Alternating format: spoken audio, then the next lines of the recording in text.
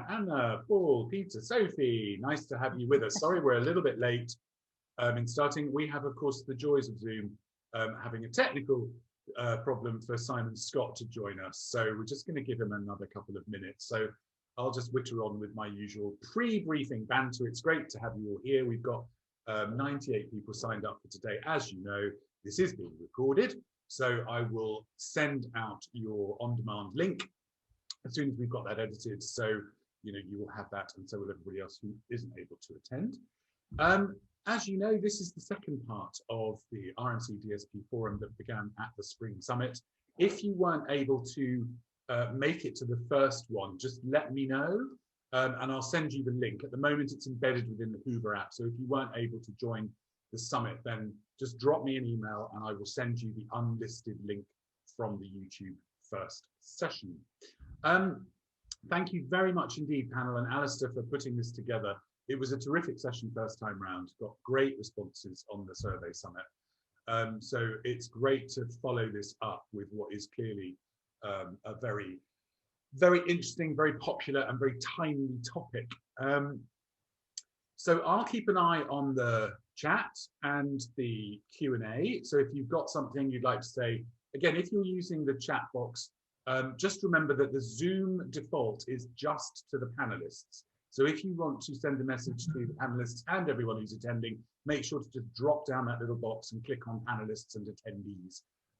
It's an annoying quirk of Zoom's that it does that. There's also the Q&A. You're welcome to use that too. Alistair, I'll keep an eye on that. You'll keep an eye on that. And do you want to do Q&A at the end, or it's up to you? Oh yeah. If we have time, absolutely. Fine. So I'll keep an eye on that throughout. You'll see me disappear in a moment. I shall disappear into the background of cyberspace and leave you to it. Let's give it another couple of minutes to Simon to come in. So we might overrun a bit, but as you know, if you've got a deadline on the hour, then the session will be recorded, so you'll be able to go back over anything that you miss. In the meantime, I'm going to do a massive plug for a new Min Plus module which goes live today. Collaborating in the next normal, the brilliant Susan Ginsberg, who's on the call today. Thank you, Susan, for putting this together. It's been a few months' work and it's a really great module. I know there are some fantastic interviews as well with Becky Woods and Cheryl Young. It's really not to be missed, and it's entirely free until the end of July. So even though the certification process is now no longer free, this one is. So anybody who wants to go and take a look, it's in the Euro Academy. It's called CNN, and it will be available for everybody to certify until the end of July. So again, thank you very much indeed, Susan, for doing that, putting that together, and thank you to Becky. Becky is on the call. Becky Woods at ADP, thank you so much for being part of that as well. It is truly a great module. It's going to be, you know, something really, really good to attend. Alistair, I tell you what, I'll hand over to you. Enough of my blather. I will take myself off mute. Okay, great. Thanks very much, Dom. We'll get started, and then hopefully Simon will join us when he can. So just a quick introduction. The difference, I guess, in this session to the previous one is we don't have a survey to refer back to, but we did ask DSPs around the world to submit any questions that they may have had from the previous session. So it's a slightly more open discussion, I think, than the first one. So covering off some key points, but maybe, like I say, widening that discussion. But like all good episode 2s, we will carry on straight away from where we left off in episode 1. And that was the final point around collaboration. And I think a lot of you guys, the panels, that explained that one of the best ways for us to collaborate in terms of RMCs and DSPs and our relationship is around APIs and the development of APIs and taking less time to be sharing data. So I just wanted to throw this question out to start with and say, where are we at in terms of API development, either in your own specific company or in the wider industry? Susan, maybe if I could start with you. Yeah, I mean, the API is on our roadmap here within Serva to develop the APIs. We have on different service lines, and looking to extend that to, across the globe with our supply chain, because it has become important.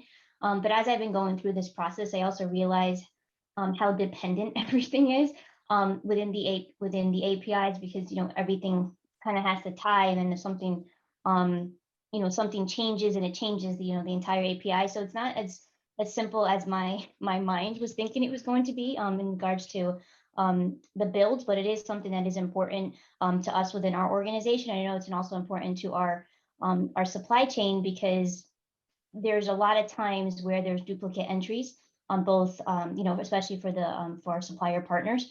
And it is something that I'm looking forward to try to streamline the entire process and create efficiencies, not only for us within our own organization, but also with our suppliers, to avoid all the duplicate entries and duplicate information being passed back and forth. Okay, great, thank you. Rob, where are you at the moment in your discussion? I know it's something we've been talking about as an industry for a long time. How are you getting on? Sure. No, I think Susan brings up some great points. It will definitely create efficiencies. I think it'll also strengthen the relationships we have with our RMC partners. But to her point, it's not as easy as just flipping a switch and all of a sudden, all the APIs are connected. So while we have been talking about it for years, there's more complexity, there's more investment that goes into it, I think, than people really, think about initially. So what we're doing is just making sure that we're fully ready, when our partners are ready to integrate. And I'm sure Susan and Mary have hundreds of supply chain partners, so it's there's a rollout process and a lot involved. But we really, from our end, we just want to make sure our systems are fully capable, fully ready, so that when things begin, we're off and running. Great. Okay, thank you. Jeremy, would you agree? Yeah, absolutely. And we're in the process internally of not only trying to set up APIs, but only switching systems from a proprietary system built in-house over 10 years ago to an off-the-shelf one. And the tool that we've chosen is really keen on contacting and reaching out to RMCs. So it can be a two-way street. The API doesn't have to necessarily be top down from the RMC to the DSP, but also it can be a collaborative tool going from the ground up to the RMC through those providers. So that's really an interesting space to build and collaborate further going forward. Yeah, okay, that's such a good point, and I think probably a conversation that the DSPs are having around the world at the moment is the possibility of changing system, or maybe have recently changed system, and API functionality being at the forefront of that discussion when choosing what to move to. Mary, question to you then. Would that form at some point part of the process in terms of collaborating and choosing your suppliers in the future if they have an operating system that is capable of the API functionality with your system at Wycott? Yeah, I would say for sure it would definitely have an impact. I mean, as it is now, when we're looking to do an RFP to evaluate a DSP in a certain location, part of that questionnaire, if you will, consists of a lot of technology questions. So I think it's important to have that capability. I think that's where the future is going, and that aspect is important. Clients and signage, requesting also the need to be able to connect via technology. So I think it's going to definitely be important from a compliance perspective too, with, a lot of what Susan was saying. Keying in twice is not a good way to conduct business, obviously. So having that API, I think, would be important for technology compliance for sure. We're actually in some discussions, we're launching a huge technology platform, a new platform this year that's going to take precedence over building APIs. That'll be the next phase, but we're already starting to have those discussions. Obviously, the challenge will be with all the different platforms that our supply chain utilizes, and being able to have each of the IT people talk to each other on building out those APIs. And then I I think that was a good point, that if a DSP does change their technology platform, how is that going to affect then going forward? Do we have to have those discussions again for the API build out with them, with a different platform? So that's something to consider as well. Yeah, absolutely. Marie, but I think just to reiterate, I think for sure, when evaluating DSPs, it's going to be important for them to have some kind of technology platform, because it's really the way the future is, that has to be a part of the integration with utilizing the DSP as well. Yeah, absolutely. Marie, is this forming part of your thinking at the moment, your discussions you're having internally? Yeah, so we changed last year, we changed software systems, and like Jeremy, we chose an off-the-shelf and an industry software. And one of our main decisions in choosing that one was the fact that that particular software are in communication with a lot of RMCs and working on APIs and trying to collaborate together. So that was quite important to us, and that was the main factor, I suppose, in choosing that software, that there would be the links there, and and they're quite, I suppose, progressive in talking about APIs and implementing. And we've ourselves, with our accounting system, we're working with this provider to develop an API between our accounting system and that software. So, like someone else said as well, and Susan, I think, and Rob, it's been a lot of work, and it's not easy. It's not like you flick a switch and it kind of happens overnight. There's a lot of over and back and obstacles involved, but it is possible. And I think, the future, if we are able to use APIs a lot more working with RMCs, then, it will help us all to streamline and cut back on our costs and a lot of double entry. So yeah, it's a very positive future, but it definitely is a long road to go and lots of factors involved from both sides. Yeah, absolutely. And Simon, welcome. I hope that, well, clearly the Zoom link now works, so welcome to the call. Thank you.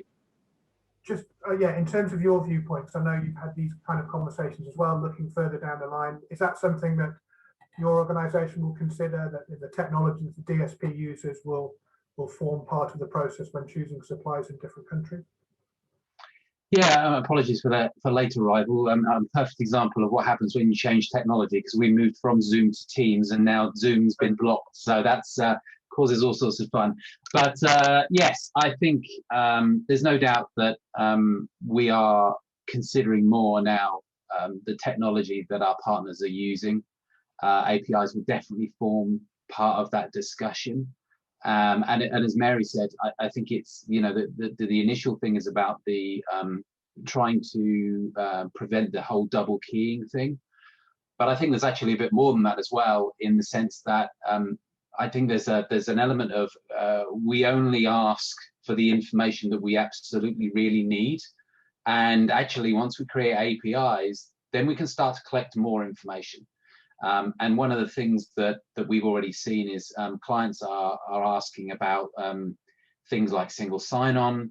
Can they receive their information in one place? Now, at the moment, we're obviously giving them certain information in our portal, but then as their assignees are then going into using various other systems, various other suppliers, they're using lots of different systems. And before we know it, assignees can be using 2, 3, 4 different systems to manage their activity.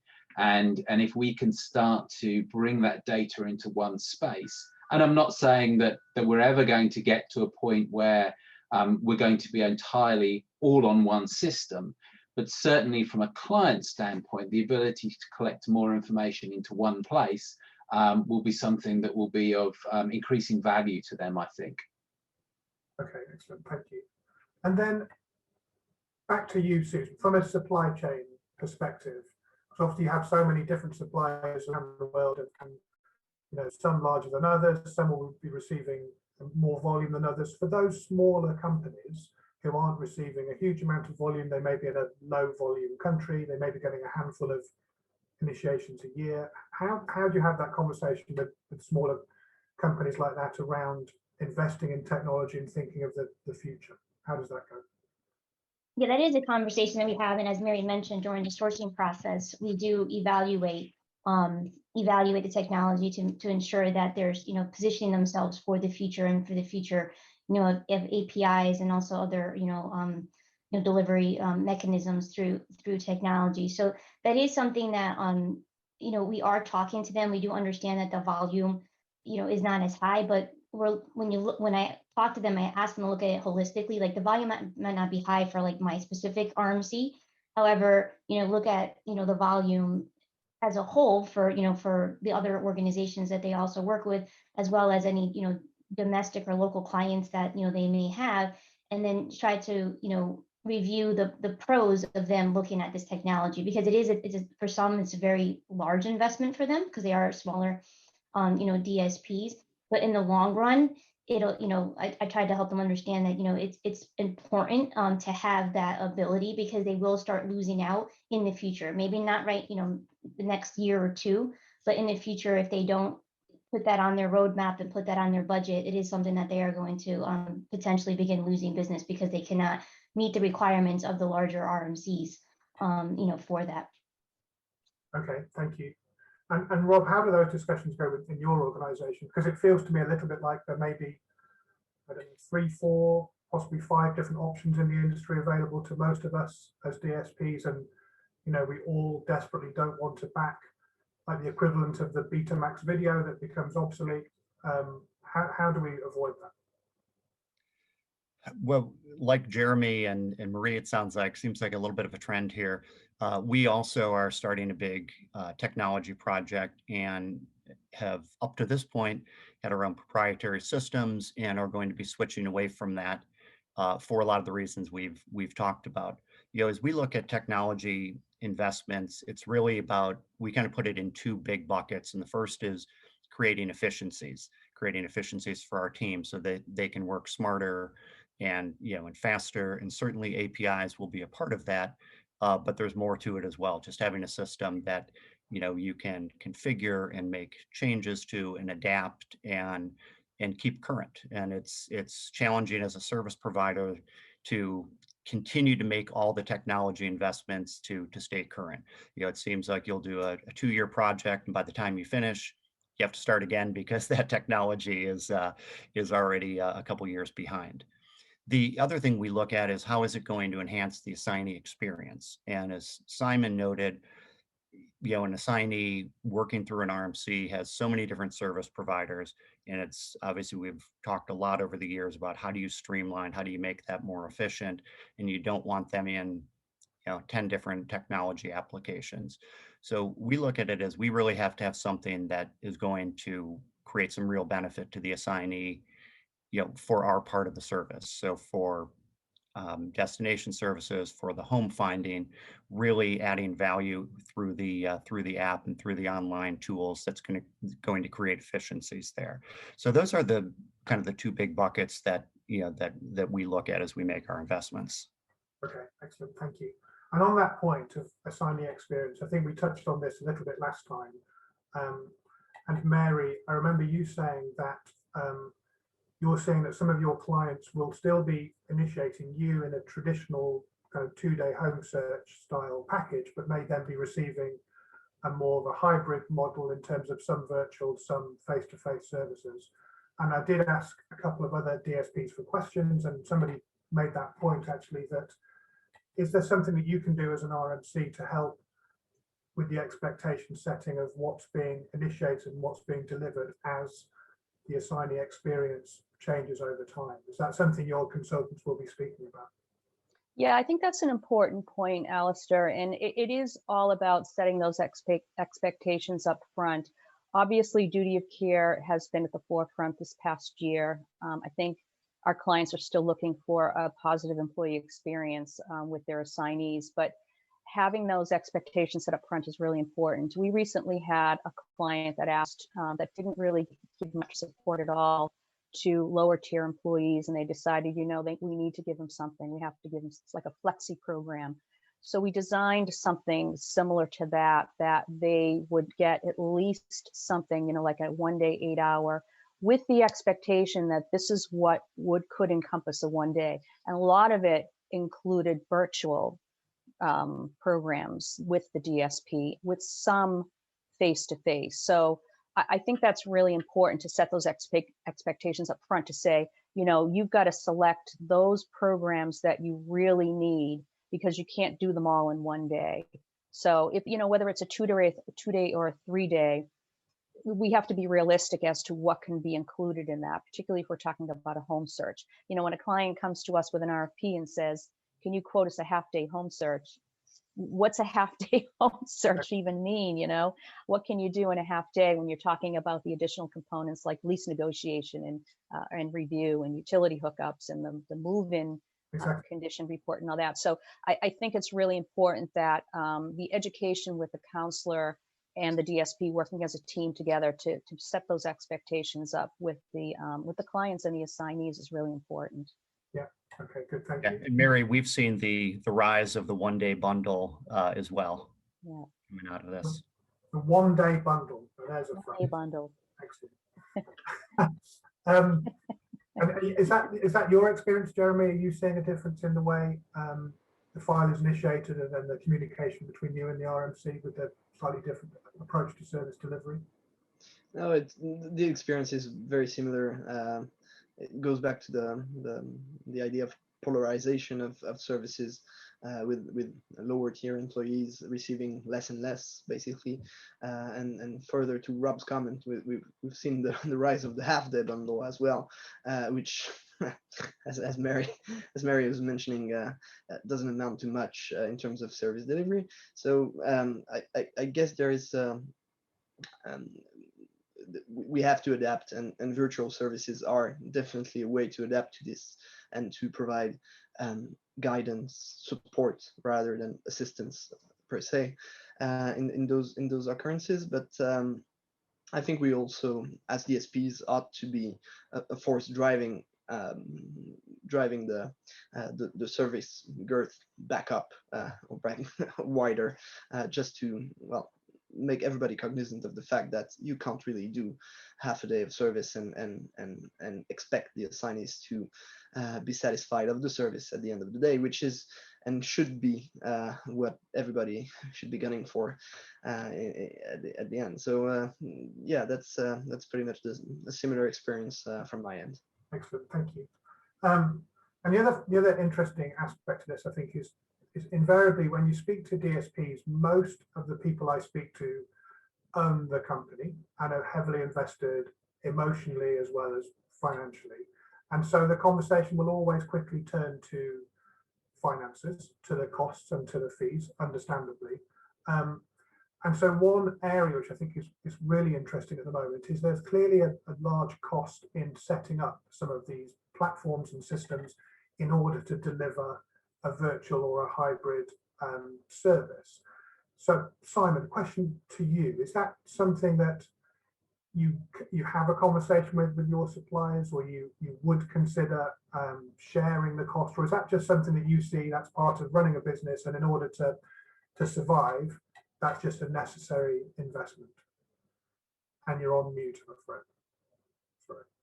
I think, well, you know, it's interesting. I mean, so Alta's slightly unusual in the sense that we have our own DSP in a number of locations, and we've actually recently implemented our own platform as well to do DSP. And actually, what's surprising is just how not difficult it is to implement these systems. The cost actually for the financial cost is actually is relatively little.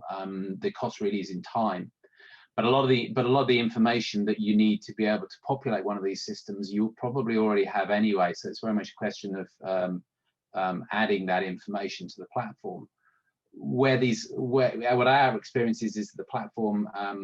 It's in using the platform that you create the experience and the interaction that the platform gives you with the assignee is where the benefit really comes of having the new platform. So my thought really is that a DSP should be looking to these new pieces of technology really as a way of improving the customer experience. That's primarily the focus of these systems. Where historically a lot of the systems that existed for us to use have been very much focused on the back office, on the administration. These are much more focused on the customer experience and the client experience. And then the added benefit is that they then they also have the technology to go with them to do things like APIs, so that you can start to connect with RMCs through that. So, but I think the APIs are almost a factor of having a more modern system where those kind of functionalities just come as part of the norm. Actually, the reason for doing it is really about how it updates the customer experience and moves the customer into a digital environment. I don't think this idea of the virtual service necessarily changes what we do. I think we're really bringing ourselves up to date with what's happening online already. So people don't trawl around letting agents anymore trying to get pieces of paper to find properties. They go online and find these things. Well, we're just bringing the DSP in line with what they're already doing online, and these new systems achieve that. Okay, excellent. And Marie, to you, do you see the cost and investment a necessary way of justifying your growth, or is it potentially sort of prohibitive for to a future expansion for your business? I think definitely 100% it's necessary, and I suppose in a way we don't want to become a dinosaur, and if we don't go with the times and invest in a good system, we will. And like Rob said, the 2 points Rob made, for both efficiency and customer experience, you have to have a good system. And we have seen with the system we've implemented, we've got fantastic feedback from assignees. It's a great customer experience, and we've definitely seen efficiency since we started using it. And our clients are just, when we did go to our clients, both direct and RMCs, they were all super excited with us using the software. So yeah, it's definitely been a positive for us, but it's been a big investment, both financially, but I suppose not as much financially, but as Simon said, time. There's time in implementing systems. We had a software system before which didn't work for us, and we wasted a lot of time with that. And then implementing this new system, there was a lot of time involved as well. Yes, of course, we had the documentation, but it is uploading it and putting it in a new structure and training everyone on the new system. So I suppose you have to make the right decisions, and I was quite upset with us that we made the wrong decision a few years back, but then talking to people, several people have made the wrong decision. We're not the only ones. They've used the software, built their own software, or bought off-the-shelf software and realized it doesn't work, and they've had to change to another one. So, and as well, I think, I don't know who mentioned it on I think it was Rob that mentioned, you might have a software, build your own or buy one off the shelf, and it kind of goes archaic or out of date in a year or two, and you need to look for something else. And there's no perfect solution out there. When I was looking at the different off the shelf software systems, none of them matched our company and what we wanted 100%, but you just have to go with, I suppose, 90-95% of what you're looking for and make that decision and go with it. Yeah, no, absolutely. And I think I'm sure they're probably nodding heads all around the world at the moment. So we're probably all having similar conversations and coming to similar conclusions with there isn't a perfect system, but you go with the one that suits you the best, and hope that other RMCs are involved too. So Rob, a quick question to you. Again, we talked last time about the costs of running a file in terms of not necessarily just the cost of sale, but the time it takes. And I think you said last time that sometimes a blended service can sometimes take longer than maybe a program that you were delivering a couple of years ago. Would you say that's still the case? Do you still see that as being a more time-consuming process, or is that sort of speeded up? Yeah, I'm sorry, Alistair. I don't know if I had said that. From a blended program standpoint, we actually see efficiencies for the assignee, where a lot of times they are able to do things a little bit more quickly, and do things in 2 days, a little over 2 days that may have taken 3 days before. In terms of our team and the time they spend on it, they're really our employees are not doing a lot of additional work for virtual programs. Our consultants do that behind the scenes work, and so they are spending the time engaging with the assignee, doing the research, putting it into it so that they get everything out of that program.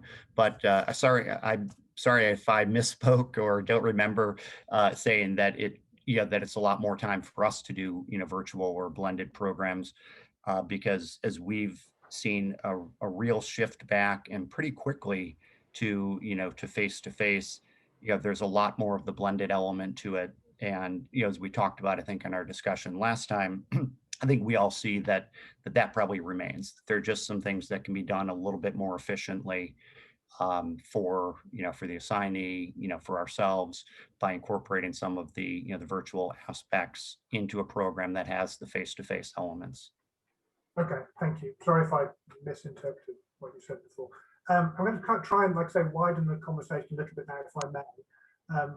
Kind of regardless of technology and APIs, I feel like we are one of the few industries that I know of which seems like the fees that we all charge as an industry are going down year on year.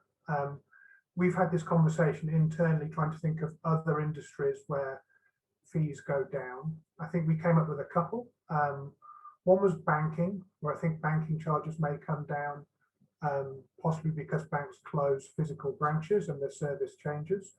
And possibly the airline industry, where airlines may come down because they change the pricing model.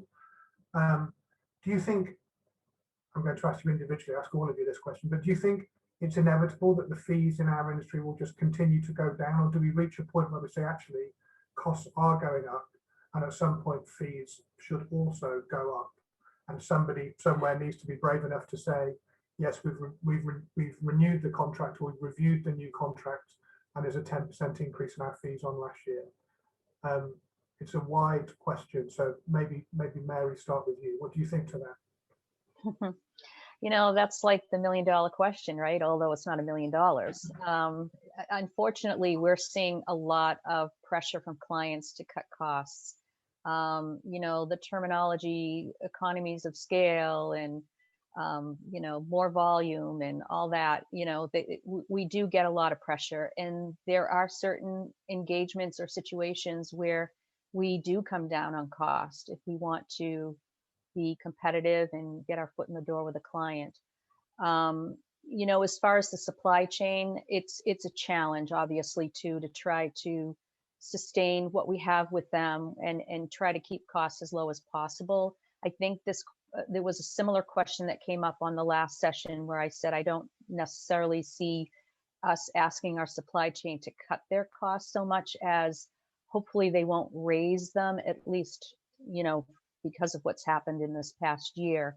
I would say if there was any costs to be raised, it might be incrementally, but not significantly, if we can, justify that. So I know it's kind of a roundabout question. It's a tough one. It really is. No, it is, absolutely. Marie, what do you think? Do you think we're going to see fees continually decrease, or? Yeah, and can I just throw in here, from my experience in our business, we've 3 areas within our business: company incorporation, emigration, and DSP, relocation assistance. And it seems to be always in the relocation side, we get pushed and pushed to cut our costs.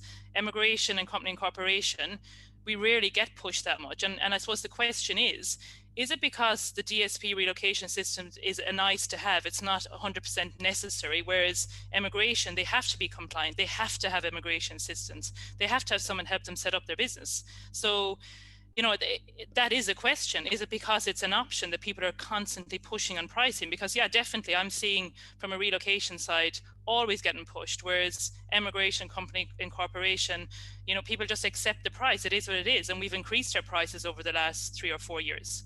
But relocation, definitely, we continue to drop our prices, and we're being put under pressure both from direct clients and RMCs to drop our prices. Yeah, that's really interesting, isn't it? The comparison between the 3.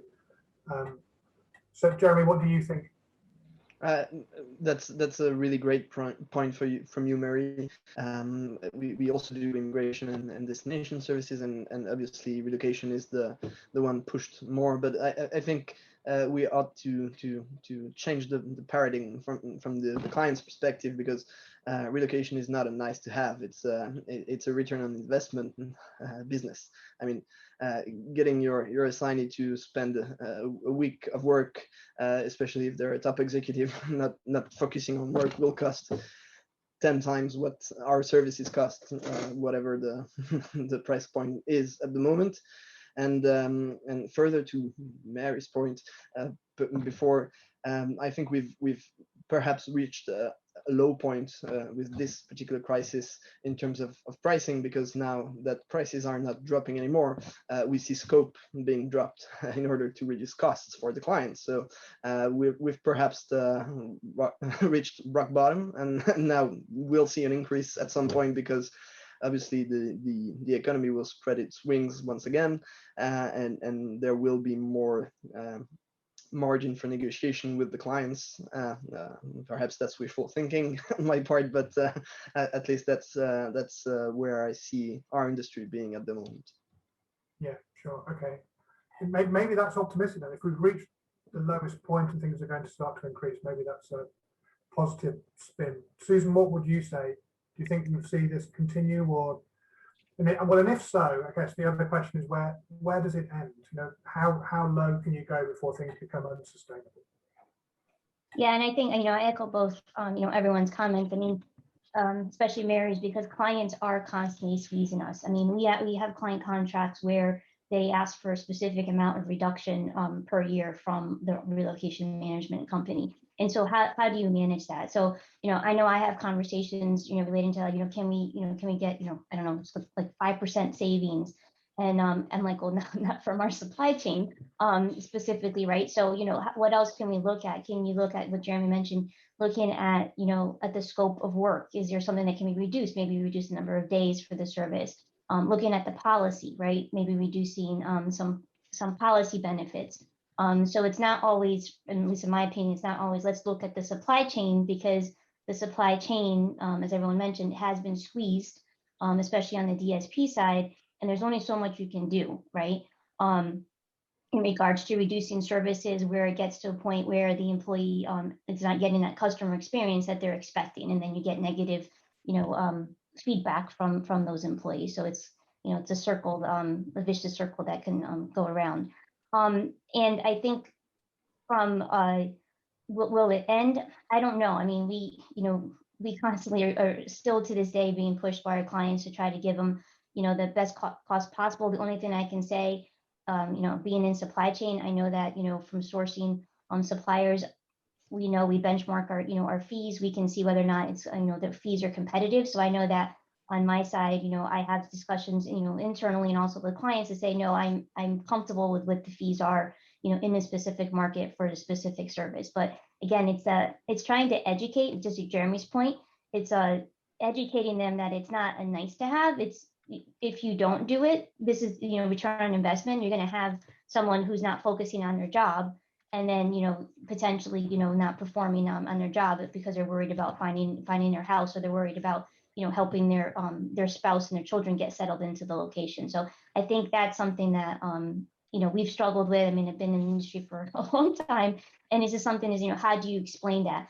And especially because, you know, I was just talking about this yesterday, you know, what was it, probably 20 years ago or so, you know, when procurement got involved in the process, that's when we started seeing everything change, right? Because they don't look at it from a service perspective. They're looking at it, what is the cost? And it's all mathematical. So it's how do you get that knowledge to the procurement individuals, because the global mobility individuals, you know, they understand it, but they're not necessarily the ones not always making a decision within the organization. Yeah, no, absolutely. And well, yeah, I think we're all being squeezed.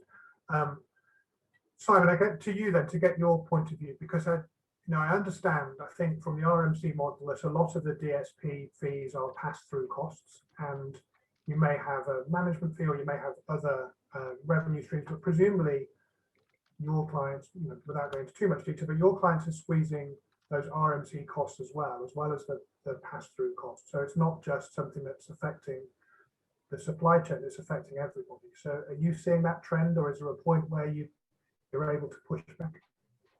Yeah, I mean, I think we're seeing this, you know, with RFPs when they come out, and to Susan's point, we're seeing procurement driving a lot of these things. I still think a fair degree of the RFPs that we're seeing are perhaps where a client has globalized their program for the first time, and therefore place this in the hands of the procurement function, and they'll come at this from a very mathematical standpoint. I'm going through one at the moment where I'm looking at it, and they're adding together all sorts of strange things which shouldn't really be summed, and yet they're doing it because they want to come up with a big number at the end that they can compare against others. So so that's, and I think that's always going to be a challenge. I'm reminded of a seminar I went to many years ago now with the head of procurement for Deutsche Telekom. And she made the point that within companies, procurement functions are set tasks to reduce the spend for the company year on year. And within her company, it was sort of a 10% reduction year on year. And the first few years, it was really easy. But then as time goes on, it gets harder and harder and harder. And eventually there comes a point where you just can't do it anymore. And then procurement have to make a decision about, well, what am I going to do now? Because I can't meet those targets that are being set. And I think our industry is in the same boat. You know, there have been various things that have happened over the years which have driven down price. So I remember 15 years ago working for a DSP, and the amount of money we were able to charge for a 2-day home search was fantastic. I mean, the margins were amazing, but we're a long way off that now. And then maybe sort of 5-8 years later, we had you know, entrants coming in, perhaps the, you know, household goods companies that were getting involved in DSP, and they were subsidizing their DSP costs by making lots of money on the household goods. Well, household goods companies aren't making so much money on it right now, so that's going to have gone away as well. So I think we will see things change, but I think we, you know, to Jeremy's point, I think we are reaching the point where we can't really go any further. And that's as much from an RMC standpoint as from a DSP standpoint. You know, the RMCs are having their fees squeezed, and their revenue streams are being squeezed as much as anybody else. So I think we are now at this point, and this is where I think, you know, our discussion around technology starts to come to the fore, because if we're going to make that argument to say, actually, this is the line in the sand and we can't go any further, we need to now be able to demonstrate that we're adding value in other ways. And this is where investment in technology and things like that will really help us draw that line in the sand and say, you know what, we're doing an awful lot more now for the money that we were doing, you know, 2 years ago. So this is now where we're saying enough. Yeah. Okay. That, I guess in theory that would be great, wouldn't it? I feel like there's always going to be somebody out there that will say, "I'll do it cheaper," to win the work. Particularly at the moment when everyone probably is looking for extra revenue and might treat something as a, you know, as a loss leader and say, "We'll do it this time." There always seems to be someone that will say, "We'll do it this time," but maybe at some point. Yeah. So just, I guess, general question to Wolfgang. I don't know who would like to answer, but do you think there is a way we push back, or is it just for us as individual organizations to deal with and to manage our own efficiencies in our own way? Does anybody want to jump in there, or I can pick on someone? I just think it is that we have to have the ability to differentiate ourselves. You're right, there is always somebody who'll do it cheaper, but not everybody has our tech, not everybody has our experience. All of these things, you know, give us a reason. And actually, you know, we as RMCs, we look for reasons. So when we're going through the process of selecting our partners, you know, we look for reasons why we should select one partner over the other. And it isn't always driven on price, because of course, if we select a partner that delivers a really poor service because they don't have the technology and they don't have the experience, then that just reflects badly on us. So you know, being able to demonstrate that you've taken these steps to develop your business, improve your customer experience, is a valuable tool for us as an RMC to be able to go back to our clients and give them the reason why, actually, you know what, we can't find you that 10% saving this year. Yeah, okay, that's good. I think as well, Alistair, from my perspective, I think, you know, we need to be strong as well and walk away and say, no, I'm sorry, I can't do it for that price. You know, at the end of the day, our level of service and our reputation is more important. Well, that's my opinion, and I'd prefer to walk away from business where the price is just hammered down too low, because, you know, let's be honest here, we're not going to work for nothing. We're not going to work, you know, at losing money at a service. So, and I think your reputation very much will suffer if you're trying to cut back, like these half-day bundles where the assignees promise the world and you're being paid pittance for 4 hours service. then the assignee is not happy at the end, and your reputation suffers. So I think it is important that as DSPs that we're strong enough to say, no, I'm sorry, I can't do it for that price, and be willing to walk away. Yeah. Alistair, I'd say one other thing, and totally agree with all that. One other thing that's that's really important, and where we can work in partnership with our RMC clients, is demonstrating cost savings for on home finding programs. Yeah. What our consultants are able to do in terms of reducing fees, getting free amenities put in, getting rent reductions, to be able to communicate that to the end clients and show that there is a return there. That, I believe, helps with providing at least some stability in the pricing, where they can look at it and say, yeah, there's an actual ROI to this service. Definitely. Yeah, no, definitely. And I think that's a really good point, because in my time over the years, I've definitely worked with RMCs who are really keen on collecting that data to pass on to their clients. So I think that proves a really good point. So yeah, no, that's great. We have less than 10 minutes to go. So Dom, I think some questions have been coming through on the chat. I don't know if you wanted to raise some of those. They certainly have. Yes, there's lots of questions and comments on the chat. We'll start with the questions in the Q&A. Going back to the topic of APIs, Renee says, if we all have APIs, we could then have multiple systems which would be less complex. Does that make sense? That you'd be able to, that was actually directed at you, Simon, because I think you made a comment of that right a while back. But it's an interesting one, because would it? Yeah, I think there is. I think the relevance is that there are different systems for different jobs, and the systems that are out there that support DSPs and assignees in the delivery of destination services specifically are perfectly suited to do that. Do we want them to be an invoicing system? No. Do we want them to be an RMC system? No, we don't. But yes, we'd like them to talk to the RMC system and provide the data that we can then use to run our reports for clients and various other things. So I think what it actually allows is us to have systems that are much more specific to delivering specific goals, rather than creating generalized systems that try to do absolutely everything.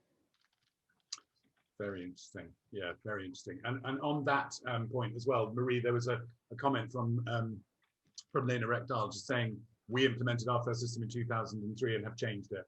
So it's interesting. I think that chimed in with a lot of people that it doesn't always get it right first time. Systems are very specific to what it is that you need, right? And then Susan Ginsburg, sorry, go on, Marie, you had a comment there. Yeah, no, I just agree with you. No, that's fine. Susan Ginsburg asks, thank you for clarifying what your expectations are from the DSPs using their technology platforms. So one, what criteria makes a customer-centric tech platform? Two, are your criteria global or regional? That's a really interesting question. And three, do you involve your leading DSPs in customizing your own technology platforms? Who wants to take that? Susan. There's a lot of data there. Yeah. So in regards to customer centric, so that's the customer experience. So that would be, from my view, would be what access does the employee have? Like, do they have access to like the welcome guide online? Do they have access to view their properties online? So it's their own personal experience using an app, where they can save properties, that they like, and then they shortlist their properties, there. And directing them to your information, so that they're not going on Google and trying to find their own properties and finding their own information on the location they're moving to, in schools, leisure activities, whatever it might be. So that would be, for me, the customer centric, so the employee experience. And then global, regional, local. In this area, especially on the DSP side, it tends to be more local, because every DSP, from a tech perspective, is very, very different. But when we do source and when we do speak to our suppliers, I tend to ask the question, what do you have virtual versus it, just being a PDF document that you send through an email or other method. But what do you have that they have access to, at their fingertips? So that does tend to be more local in nature, but we have a global mindset as to what we're looking for. And then in regards to customizing our own technology, I, from my view, have not seen that take place when we're building our own technology. I don't know if any of Mary or Simon have on their side, but from my experience, I have not seen that on our side. No, and just to add to that, I have to agree to that. I did see a question, something about that. Are we thinking about doing virtual within our platform? And that's something we look at our DSPs to do when they're setting up the property viewings. So I don't see us necessarily trying to have our employees incorporating virtual services, but having our supply chain, our DSPs do that. But I agree with you, Susan, with the different platforms as far as the employee experience, and then the back end, what the DSPs are doing and how to build those connections back and forth. Yeah. Interesting. Simon, anything to add to that? No, I mean, I think Susan hit the nail on the head there. It's we obviously have our own tech that we've developed, and we would look to our DSPs to talk about how we can connect our system with theirs. And hopefully we find we've got the similar set of data points that we can share with each other. Largely we're doing that anyway because they're keying information in. I think it's where it gets interesting is how can we extend it? Once we introduce APIs, can we extend it beyond the sort of simple data sets and start to look at what information can we use in conjunction with other information, and that starts to get interesting. So but that will undoubtedly develop over time. Very interesting. And third comment in the Q&A, which I'm not going to ask for recommendations because that's way too close to the bone. But Preeti has also put in the chat box, could the panel just share some of the names of the off-the-shelf systems that are out there or that they've looked at? Not in any ranking order or in terms of recommendations, but just what is out there? What are they called? I'm happy to name some. So there's Reload Talent, there's IRMS, there's Relocation Online, there's Reload Assist. Who have I forgotten? Reload Tracker. And there are some others as well. That was one of the outcome of the survey that we had, that we based our discussion the last time. There were so many systems. There were probably a dozen systems that were cited in the responses, whereas from my perspective, there were only 4 or 5. So a lot of beta maxes out there probably, and just to respond to the question on how to select a system, I think giving it time would be my only recommendation. I've been at it for a couple of years now, and I finally selected the system at the beginning of 2021 with a year of delay due to COVID, but it really was a full year project just to look at all the systems, look at ourselves and see what are our needs, because that's a good journey to take yourself to understand what you need out of the system and comparing them. So it's really a long process, and off the shelf is quite an overstatement. There will be some co-construction with the provider, and that's actually a really good thing, because as Mary said, your provider might not be doing 100% of what you're looking for in it, but the 10% that you're missing, you'll be able to construct or work around with them. And I would say, sorry, Alice, just to add to Jeremy there, I would say as well, speak to industry colleagues, other people that are using the softwares, get their opinion, what they found good or bad, advantages, disadvantages, and kind of just collate it all and put together the pros and cons. And as I said earlier as well, you're not going to find the perfect system. So if you're looking for that, there is no perfect one that fits everyone. So there's a bit of give and take there. So just to add to that, sorry, the added complication, I think, is you can do a very thorough evaluation of the systems that are on the market, but then a year later they'll have changed. So they'll have adapted and evolved, and they'll have added functionality, and it's like the decision you made 12 months ago was absolutely right. By the time you've got to the end of the process, it might be you need to start again. And at some point you just have to make that decision and say, this is what we're going with, and it's right for us at the time. Otherwise you can be evaluating ever-changing systems constantly if you're not careful. We're very what I would say is you simply, I was just going to say, what you can't do is just not have a system. That's the one thing you really can't do, because the world is changing. And I think as time goes on, what we'll tend to find is that the RMCs, for instance, will probably start to build API links with these various systems, the ones we've just named. And that's where their focus is going to be initially, because there's more bang for their buck. So if I know that by integrating with Relocation Online, I can pick up 12 of my supply chain network, then that's where I'm going to spend my effort. If I can go RMS and pick up 15, that's where I'm going to put my effort. So that's where RMCs, I think, will spend their time. And that's the advantage. Once they integrate with one DSP on a particular platform, they will have integrated pretty much with every single DSP that uses that platform.